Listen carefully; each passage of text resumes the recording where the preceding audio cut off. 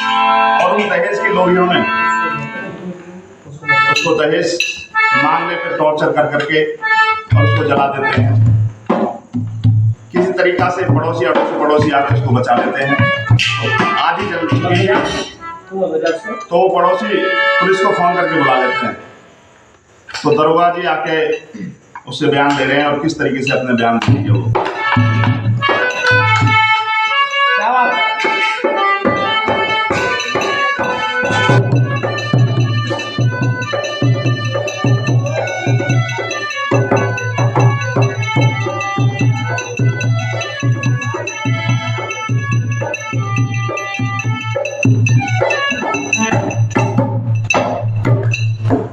चार से है।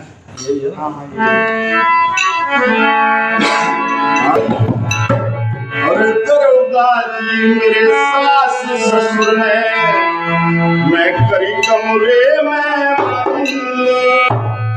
और तेल की कट्टी लेके आ गई मेरी छोटी खींच गई दिया सलाई।